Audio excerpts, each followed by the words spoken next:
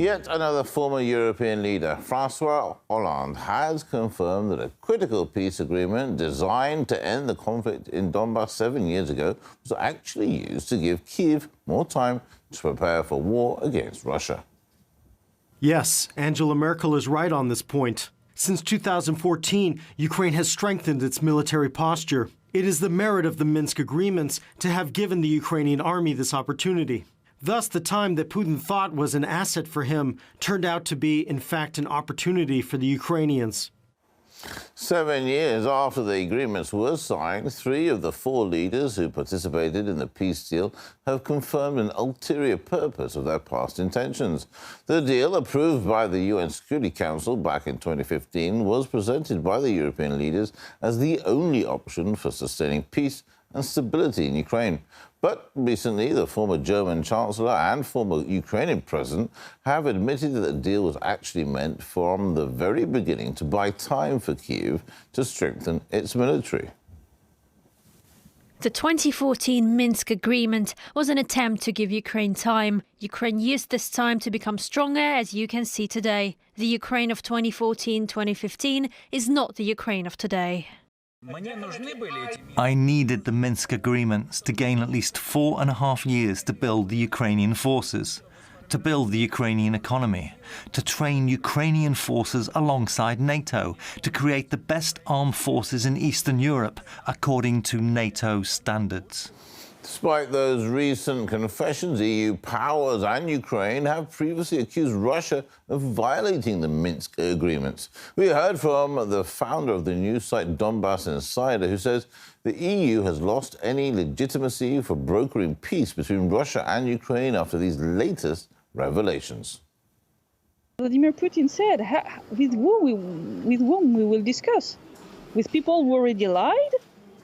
So obviously, we signed a paper and a few years after said, oh, we just misled you, we just cheated and we lied to you. But you cannot discuss with this kind of people. You cannot sign any agreements with them. So the credibility of the European Union is now completely destroyed.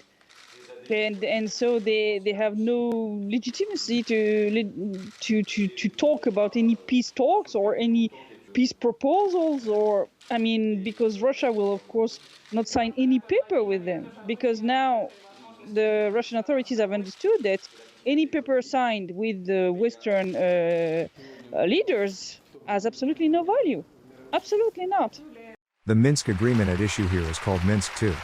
Merkel and Hollande were not involved in the first Minsk agreement in September 2014.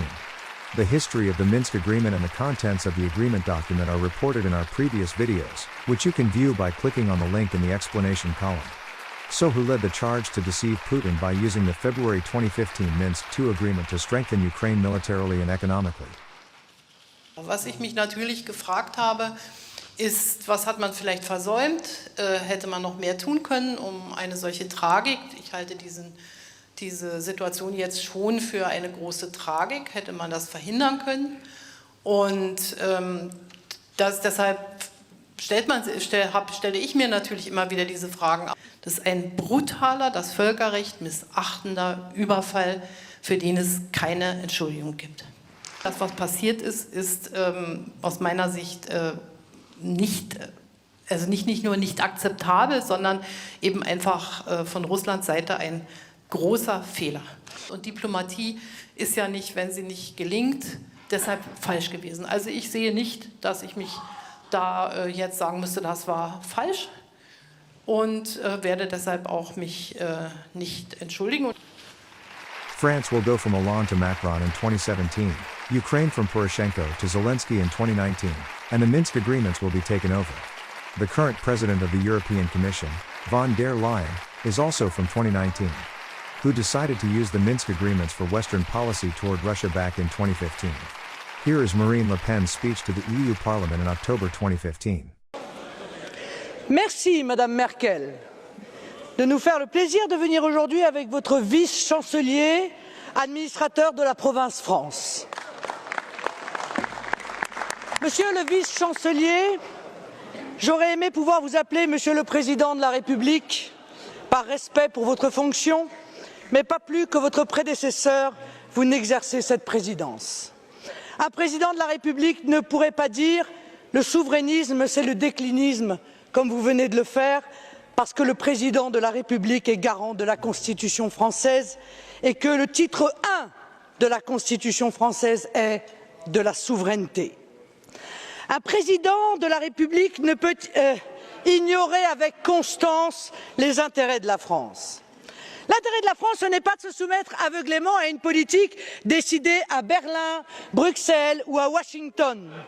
Son intérêt et votre devoir, c'est de défendre sa souveraineté. L'intérêt de la France, ce n'est pas de donner ce spectacle affligeant d'une France à la remorque de l'Allemagne sur la question migratoire. Quand, dans un geste parfaitement irresponsable, la chancelière Merkel dit qu'il faut accueillir 800 000 migrants à bras ouverts, vous applaudissez. Quand quelques jours plus tard, elle suspend Schengen et veut maîtriser ses frontières, vous applaudissez encore.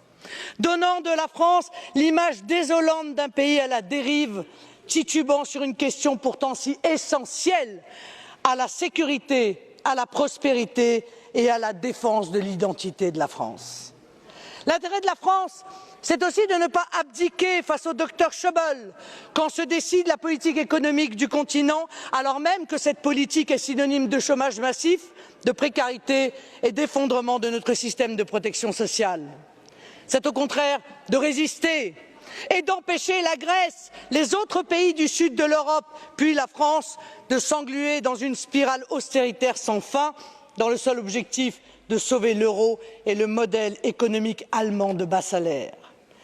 Vous venez tous deux ici en séance de rattrapage, car votre Union européenne est en train de s'effondrer, aggravant les assauts migratoires comme les assauts économiques et obligée de se maintenir par le chantage, la menace et l'intimidation.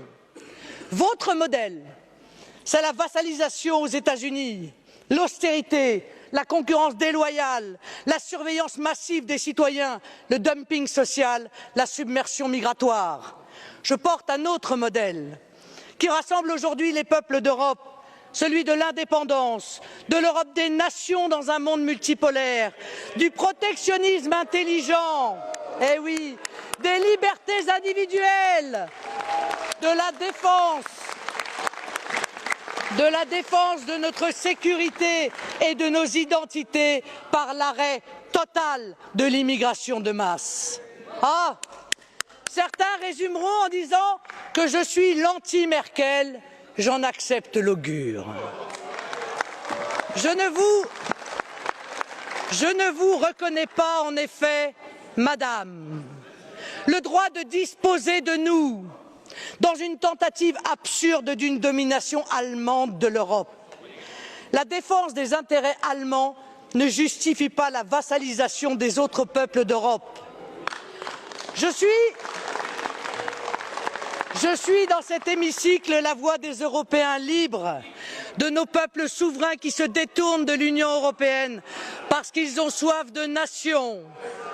Je suis la représentante du peuple français qui se détourne de vous, Monsieur Hollande, comme il s'est détourné hier de Monsieur Sarkozy parce qu'il a soif de France.